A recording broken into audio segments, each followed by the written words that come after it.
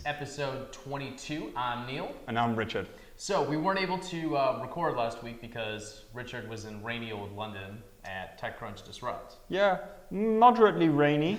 But you know that, Neil, this gave me a great idea. So I love doing this show with you, buddy. I'm just going to put that out there. Thank you. But, maybe what we need is guest hosts. We could, we have a third mic now, so it'd be really easy for us to do guest hosts. So you Totally. can come to our office and hang out with us. So if you're free on Tuesday afternoons and you want to be part of the commit, then just email Neil or I, or hit us up on Twitter with your ideas of what you'd like to come on and talk about. Always looking for cool guest hosts. I think it's a good way to just have it not be you or just not be me when we're traveling. Cool. So I know TechCrunch was cool. I saw a lot of the projects, but there's a little bit of controversy post TechCrunch about hackathons. You want to?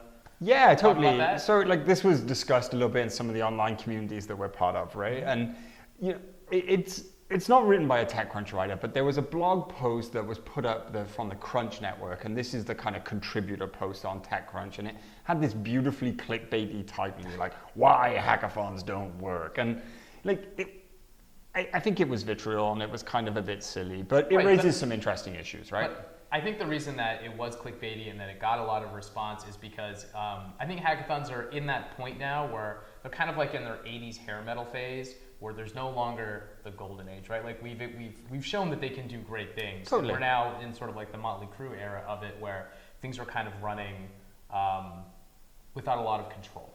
Yeah, totally. Well, it's a maturing phase, right? So the number of hackathons has grown, the number of environments where hackathons is used has grown.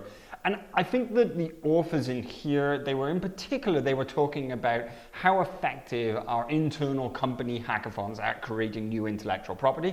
It's just they didn't bother to spell out the context, right? So they say hackathons don't work, but I suspect, and I'm going to give them the benefit of the doubt here, what they mean is that a certain subset of hackathons don't work for a certain subset of objectives. Right.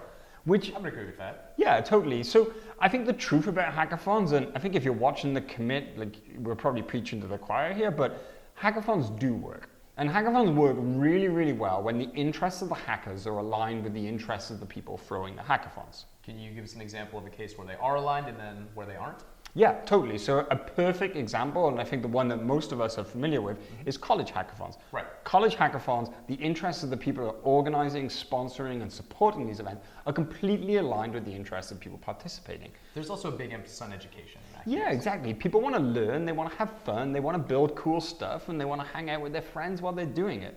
And that's what the organizers are trying to throw, it's what the sponsors are trying to support, and it's what the hackers are trying to experience. Everyone's aligned. That's why the scene is so successful. That's why these events are so powerful, and that's why we see them spreading across the world. Okay, so that's the good. Tell us the bad. So the bad, I think, is actually the example that the authors were trying to reference, which is when companies are using hackathons internally to get people to ideate and create new bottom line and top line value. This just never Everything works. you just said sounds terrible. Would you believe I didn't go to business school? But that's exactly what's going on, right? So in these scenarios, the companies want to create new products, they want to create new initiatives, they want to create new divisions, like breakthrough innovation ideas. And the people just want to do something that's more fun than the usual waterfall development. Right. I mean, if a hackathon is a time to take a break, it's not a time to be like, let's buckle down and spend 48 hours or 36 or even a week trying to rebuild an entire product. Right? Yeah. That's why you have a development process. You have sprints, you have agile, you have this idea of a roadmap, not let's just cram it all in and try to do it all in a day or a week. Totally. And we've talked on this show in the past about how to do company hackathons, right? You can get great value out of company hackathons, but I think that setting those objectives and setting the goals, it's really clear. And all this IP stuff, I think that's probably in the wrong direction. I suspect that's what the authors were going with. We don't know because the post was taken down. But anyway, just wanted to address that. So for our main section this week, we were inspired by a conversation that we had. So I asked Neil for his address, and in typical Neil fashion, he didn't give me the address, he went and built a hack. So, as Richard said, a lot of people have been asking me for my address recently, and after about the fourth request on the same day, I thought to myself, you know what? I know how to code. I'm going to automate this out of my life so I never have to give anybody my address again. And I did that by thinking I could build a little web form that actually with a little bit of information about who I am, maybe say my name and my phone number, people could actually then authenticate and retrieve my address. And that way I could leave it in public without having to keep typing out what my address is every time or copy and paste it. So building the actual web form is pretty easy, right? It's 2 form inputs, a couple hidden fields that you can show or hide depending on what the inputs are. But I didn't want to go for a really simple route like that because then my address would just sort of be stored in plain text, and I didn't want to use a database lookup because that would have required an extra server and I couldn't have kept it all static. So I needed a way to keep my information all in source but also sort of make it private. So what I decided to do was use encryption. I used the Stanford JavaScript crypto library to actually encrypt my address, a Google Maps link, and a verification key. And by having all that sort of stored in the JavaScript, when you run through and you actually submit the 2 answers, the script takes those 2 answers, combines them into a string, which it uses as the passphrase, and it decrypts one JavaScript object called E1. And that is, once you get the plain text from that, you match it to the main plain text for that same key. And if it matches, it says, okay, great, you know who Neil is.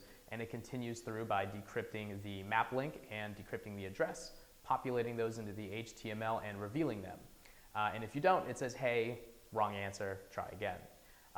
It was pretty simple to put together, and I had a lot of fun doing it. If you want to try it out for yourself and see if you can guess my address, you can go to neilsham.com/mail.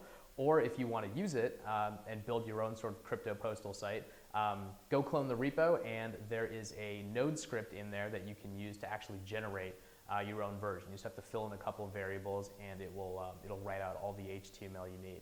So give it a shot, and I hope you like it. Hey everybody, we're back, and it's time for staff picks. Awesome. What have you got? Cool. So I picked Ponzi's, which isn't actually a hack. Well, I guess it depends on how you feel about the Ponzi scheme. But this is a hack for good. I don't feel good about Ponzi schemes. Well, you should feel good about this Ponzi scheme. Okay. What you do is you mail in a hackathon sticker, and you get 2 hackathon stickers back. That sounds like a win-win. Sounds like my kind of Ponzi scheme. Exactly. Lots of stickers here. We're big fans of it. You should do it while supplies last. Awesome. Well, my project is Music TV from Hack Kings. And this is designed to solve that problem of the music that's playing in a jukebox in a party, which is usually terrible. Well, not just music videos. Yeah, exactly. Runs by some very cool Android apps. It's a pretty awesome project. I totally encourage you to check it out. And also, Neil, as a bonus, it has some of the best dev post copy you're going to read in a long time. Pretty awesome job. Good stuff. Check out that project. So that's it for episode 22 and our last episode of 2015. I know. Very sad. But we'll be back in January. We've got new stuff. We're going to talk to new companies, talk about new APIs. I'll probably keep hacking and show you new stuff as well. We're even going to be building a new set, which I know you're really excited about, especially because the only feedback we ever get from people is you should get like a better table and stuff. Don't give away the set stuff yet. We haven't. The new set's going to be awesome, viewers. Stay tuned for that. But in the meantime, happy hacking and happy holidays to all of you from all of us at DevPost. It's been awesome working with you all year and awesome making this show for you. And we'll keep hacking and we'll see you in 2016. Oh yeah.